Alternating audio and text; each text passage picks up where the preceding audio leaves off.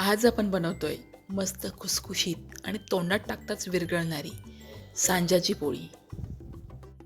सांज्याची पोळी बनवण्यासाठी मी सुरुवातीला पीठ मळून घेतलं. पिठामध्ये अगदी चिमूटभर मीठ टाकलं आणि नेहमी जसं आपण पोळीसाठी पीठ मळतो तसंच पीठ मळून घेतलं. पीठ एकदम छान मऊ असं मळून घ्यायचं आहे. आता कणिक चांगली भिजण्यासाठी झाकून ठेवून द्यायची आणि सांजा बनवायला घ्यायचा. सांजा बनवण्यासाठी मी 2 वाटी पाणी उकळायला ठेवून दिलं आहे. तर पाणी उकळलं की त्यामध्ये 1/2 वाटी गूळ घालायचा आहे. आता गूळ आणि पाण्याचं प्रमाण आपण रवा किती घेणार आहोत त्यावर अवलंबून आहे. मी इथे 1 वाटी रवा घेतला आहे, त्यासाठी 2 वाटी पाणी आणि 1/2 वाटी गूळ घेतला आहे. आता गूळ पाण्यामध्ये चांगला विरघळू द्यायचा आणि पाण्याला चांगली उकळी येऊ द्यायची. आता 2 ते 3 मिनिटांमध्ये गूळ व्यवस्थित विरघळतो, कारण आपण उकळलेल्या पाण्यात गूळ टाकला आहे आणि गूळ किसून घेतलेला आहे. आता पुन्हा पाण्याला उकळी येईपर्यंत आपल्याला हे शिजवायचं आहे. पण मी हे पाणी उकळण्यासाठी दुसऱ्या शेगडीवर ठेवणार आहे आणि या शेगडीवर मी रवा भाजायला घेणार आहे. कारण जेव्हा आपण रव्यामध्ये ते पाणी घालणार आहोत तेव्हा ते पाणी चांगलं उकळलेलं हवं.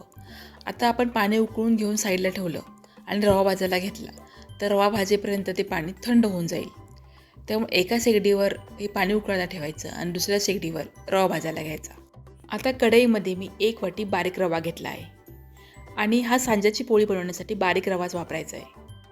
तूप न घालता रवा 2 मिनिटांसाठी मंद गॅसवर छान भाजून घ्यायचा आणि मग त्यामध्ये 2 ते 3 चमचे तूप टाकायचं आणि पुन्हा छान एकसारखा आपण जसं शिऱ्याला भाजतो तसं भाजून घ्यायचं आहे. मंद गॅसवर हा 1 वाटी रवा भाजण्यासाठी 4 ते 5 मिनटं लागतात. आता रवा अगदी छान भाजला आहे, त्याचा सुगंध सगळ्या घरातून पसरला आहे.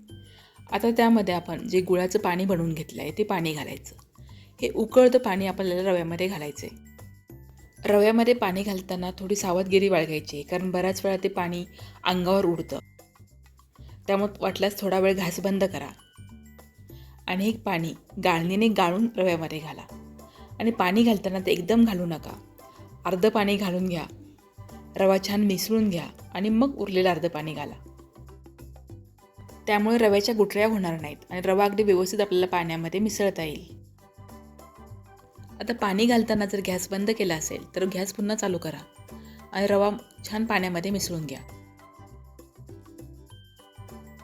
रवा अगदी व्यवस्थित मिसळून झाला की कढईवर झाकण ठेवायचं आणि मंद गॅसवर 2 मिनिटांसाठी हा सांजा वाफवून घ्यायचा आहे.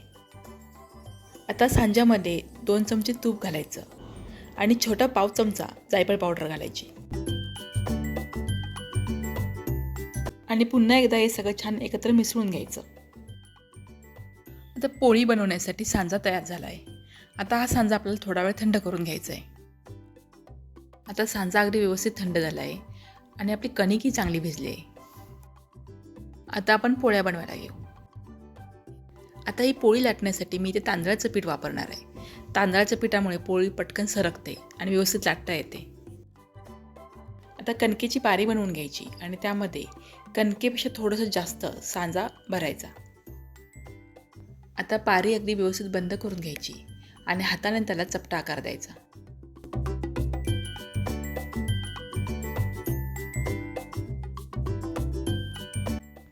आता हे तांदळाच्या पिठामध्ये घोळवून घ्यायचं आणि जशी आपण पुरणपोळी लाटतो तसं हलक्या हाताने ही पोळी लाटून घ्यायची.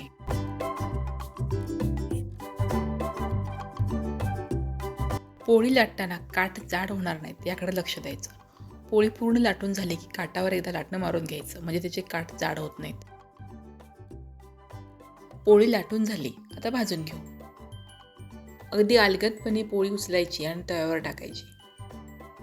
तव्यावर पोळी टाकण्यापूर्वी तवा चांगला कडक तापून घ्यायचा आणि गॅस एकदम फुल्ल ठेवून आपल्याला ही पोळी भाजून घ्यायची. वरच्या बाजूने थोडेसे बबल्स यायला लागले की पोळी परतून घ्यायची.